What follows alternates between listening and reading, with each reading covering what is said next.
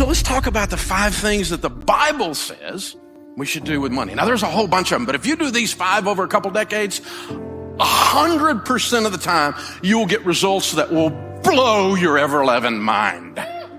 100% of the time. Because let me just tell you, if you plant corn, don't be shocked if corn grows. As ye sow, so shall you reap. If you plant nothing and wait on the government, don't be surprised if you have mud. This is how it works. You are in charge of planting, and this is how we do it. The first thing is you get on a written plan. We call it a budget in the financial world. Don't build a tower without first counting the cost, lest you get halfway up and you're unable to finish, and all who see you begin to mock you and say, this man began to build and was unable to finish. Don't build a tower without first counting the cost. My friend Zig Ziglar used to say, if you aim at nothing, you will hit it every time. My friend John Maxwell says, a budget is people telling their money what to do instead of wondering where it went. Winning is an intentional act. When the Super Bowl is over and the little reporter runs over and says, how did you win? The guy never goes, I don't know. I just got off the bus and this thing happened. Getting to the Super Bowl is an intentional act over decades of developing your skill. No one accidentally grows a bumper crop unless it's weeds. No one. So plant something, control the process, control the controllables, write it down. This is my plan. I'm going to take care of my own household first, and we're going to live this plan out, and we're going to do this thing. It changes everything. The second thing is you need to get out of debt. Now, we knew Dave Ramsey was going to say this. That's a fairly predictable thing coming out of my mouth. But here's the deal. The borrower really is slave to the lender. The rich rules over the poor, and the borrower is slave to the lender. I've experienced that. I lost everything because I let other people have control over my life. You know what that's called? A master. Well, Dave, I don't know if I agree with all your theories about debt. It's America. You have the right to be wrong. My old pastor used to say, a man with an experience is not at the mercy of a man with an opinion. I've led more people out of debt and into wealth than anybody breathing on the planet today. And I'm not bragging. I just showed them how to do it. And so we're going to get out of debt because it's no fun trying to be married like this, right? This is crazy, you guys. We're walking through our lives where all the money comes in, all the money goes out, and only the names are changed to protect the innocent. We make tons of money and we have none, and we can't figure out why. I know why. You gave it all to a financial system that's designed to take it from you. You surrendered it. And we've got to stop. So I quit borrowing money. Period. For anything, for any reason. And this weird thing happened when I didn't have any payments and I made an income. I had money. It was so strange. And then when I got money and I bought an asset that created income that I paid cash for, I got to keep all that. There was no payment. Except for what the government takes, but I mean, there was no payment. It was an amazing experience. And the first few years were tough because, you know, there's stuff I wanted to do and I didn't have the money. And I had to learn this magic ancient word called no. Most people don't know this word. You press your tongue towards the roof of your mouth, you release air. No. It's tough. So, you know, what I did was we got the scissors out and we said, no more. I'm not going to play you guys' game anymore. You don't have any credit cards? No, not for 38 years. Well, 30 years. That's when I went bankrupt. They wouldn't give me one at first. And then later after they would give me, I didn't want it because I had learned this stuff from the Bible. And this is my wallet.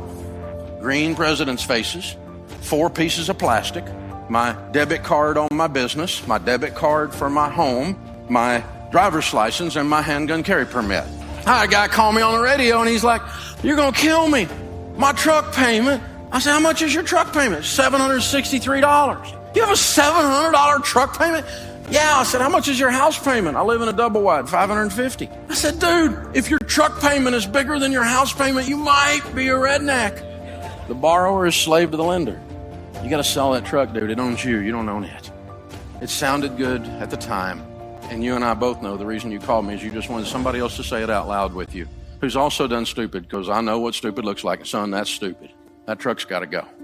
You're saying I got to sell my truck? I said, what'd you just say? Of course I said you sell your truck. Thing owns you, man.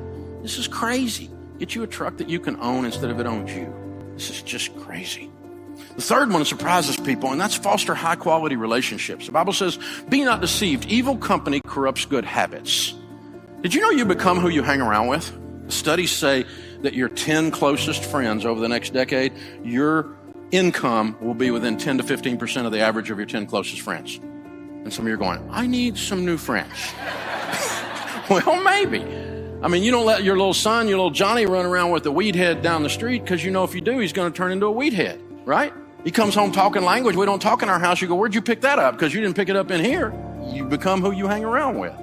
Be not deceived. Evil company corrupts good habits. So hang out with generous people and you will be generous people. Hang out with people who treat their wives with respect, men, and you will find men who treat their wives with respect, and you'll start treating yours that way. It's an amazing thing that happens. It's a weird thing that happens. So choose carefully. Now, I'm not talking about being nice to someone or snubbing other people. I'm nice to anybody. I love people. I love people that are wrong even. I love people, okay? But I'm talking about my crew, the men in my life that shape my language, the men in my life that impact my spiritual walk, my generosity, my thinking in business, and my acumen. Who are the men in my life that are doing that? Ladies, the same thing for you. You're going to become who you hung around with. The next one is save and invest. See, if you don't have any payments and you got a plan, the first thing you're going to want to do is save and invest. Because in the house of the wise are stores of choice food and oil. And the rest of that proverb says, and a foolish man devours all he has. If you spend everything you make, biblically speaking, you're a fool. But I have been a fool. Big red arrow. Fool, fool, fool. I know what being a fool feels like. It feels like being broke.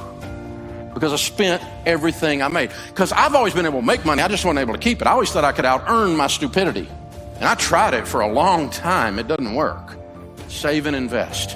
You're saving for an emergency fund first. Save 3 to 6 months to get ready for maybe something like a rainy day. Right? Man. I mean, what if you had no payments and a big $20,000 emergency fund in 2020 happened? Or what if you had $20,000 in payments and no money for emergencies in 2020 happened? Do you have two different results? The answer is yes. In the house of the wise are stores of choice food and oil. And then that leads you to the position to be incredibly, outrageously generous. It's hard to be generous when you're broke. You can be generous and smile and open the door for somebody. But I'm talking about writing a check to feed hungry babies. I'm talking about buying a single mom a car. I'm talking about you can reach over and pay somebody who's struggling's light bill through the end of the year. I'm talking about outrageous, even sometimes spontaneous generosity. And you can do that if you're not broke. And if you've got your stuff taken care of at home. If my light bill is paid, I can help somebody. If I'm still fretting over here, I don't even see them. So I want you to try this next time there's a holiday, maybe Easter or Thanksgiving or something like that, and you're driving to grandma's house with the kids. Now you're going to go have a big feast that day, but on the way, I want you to do something crazy. I want you to stop at the Waffle House. Leave the kids in the car, the motor running. Pull up in front of the window so you can see inside and the people in your car can see inside. I want you to go inside by yourself. Leave them out there. They'll be running their mouth anyway. Kids, put the screens down. Watch this. Go in there, have a cup of coffee at the counter. She'll come to the counter. She'll pour your coffee. This is Thanksgiving morning. You know who's working on Thanksgiving morning? At Waffle House. Pay for your coffee, and I want you to take 3 or 4 of these Uncle Benjamin Franklin pictures, $100 bills, and I want you to slide them on the cup and slip out. Go out in the car, tell the kids, hey, watch God work. Watch what God does when he shows off. She'll come over, she'll pick that stuff up, and she'll look at it. She wonders if it's a trick, because in her life, it's been so long since anything good has happened to her. And then when she realizes it's real, and 100% of the time after she does this, she'll go, thank you. And then she looks one more time, and she realizes no one's looking, and she has no idea there's a family with a 6-year-old sitting in a van watching her inside, whose dad or mom just pulled this idea off. And the 6-year-old's life is being permanently changed while he watches this. Then she goes into and does a Snoopy dance. Because that's the whole difference in her month.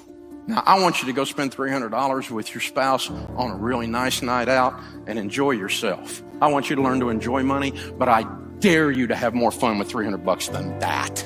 So to the extent you're not outrageously generous because you're in debt and haven't saved money, you're not on a plan, and you hang out with selfish people who are worried about their Instagram photo, any one of those 5 things that's not there, or any 5 of those 5 things that's not there, it's time for all of us to get a little better and change.